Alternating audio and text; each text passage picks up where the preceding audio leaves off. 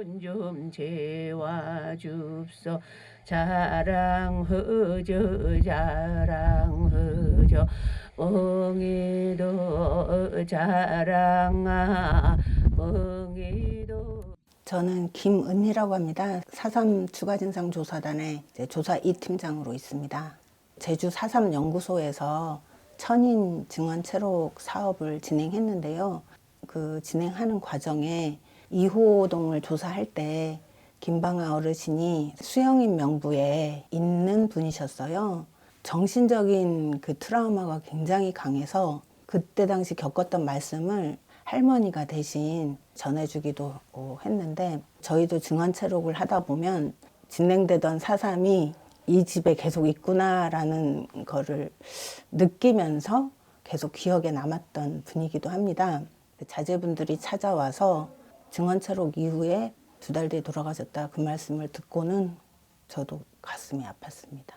분위기 자체가 그동안의 아버지에 대해서 그 자세히 몰랐다는 거에 대한 죄스러움이 있었던 것 같고, 아버지의 기록과 이제 4.3의 자취들을 찾아가는 행보가 자기 일처럼 이번 해결에 앞장섰거든요. 너무 그게 감사한 일이죠.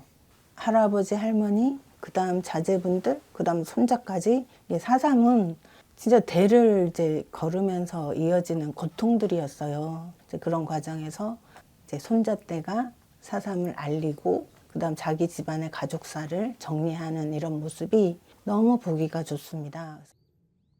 할아버지 일생은 내가 보기에는 한국 근현대사의 그 모습이라고 딱 정확히 그 모습이었던 것 같아.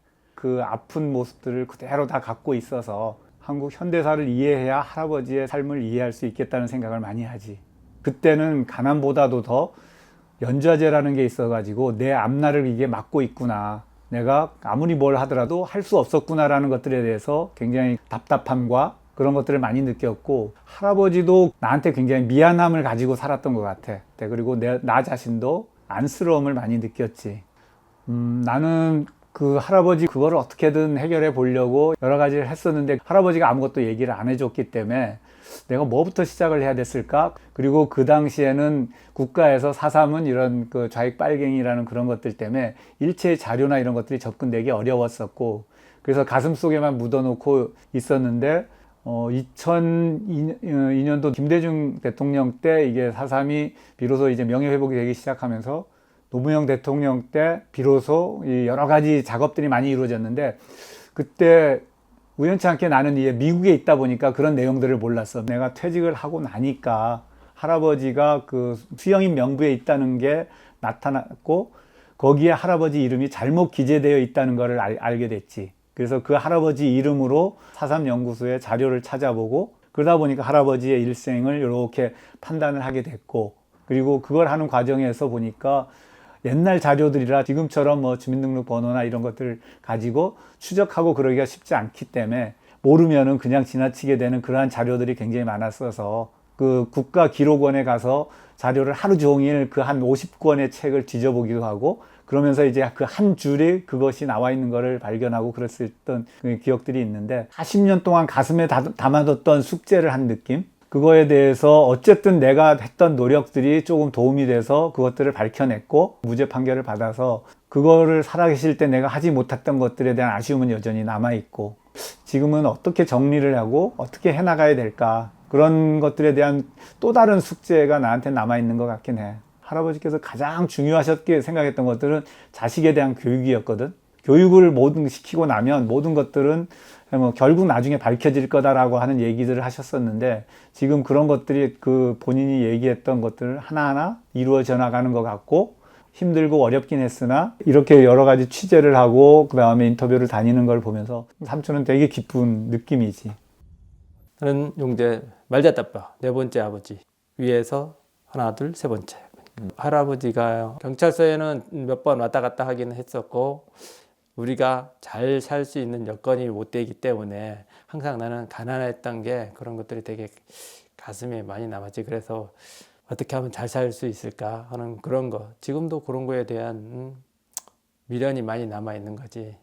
아버지 왜 우리는 이렇게 가난해요 하는 그런 것들이 있었지. 둘째 형 같은 경우에는 논리적으로 얘기를 했지만 나는 무대뽀로 그런 식으로 많이 대들었지. 제일 골치 아픈 자식이 내가 아니었을까 하는 그런 생각이 들어. 나는 그냥 미안하고 아버지 사랑한다고 그 말을 한번 꼭 해주고 싶어. 용재가 이제 다 컸네. 어린애기만 알았는데 이제는 할아버지 조상에 대해서 이제 찾아보려고도 하고 참 대단하네.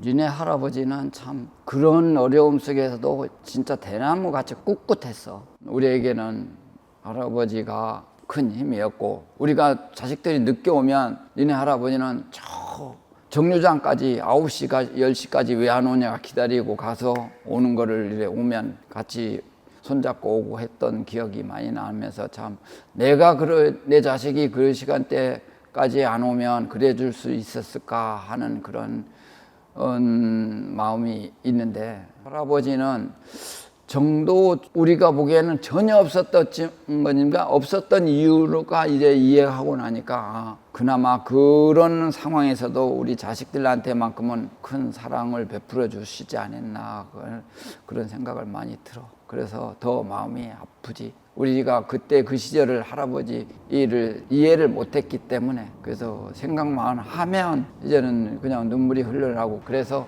아마 이번에 재판에서도 좋은 결과를 우리가 얻었은 것 같아. 할아버지한테 할 얘기는 우리들이 영웅이다, 영웅이고 그 시대에 진짜 위대한 사람이었다고 얘기를 하고 싶어. 그 이유는 내가 할아버지 입장이어도 말을 못하고 세상을 떠났을 것 같아. 왜냐하면 이게 사소한 희생이라면 내가 불평불만을 아들인 너에게 말을 하겠지.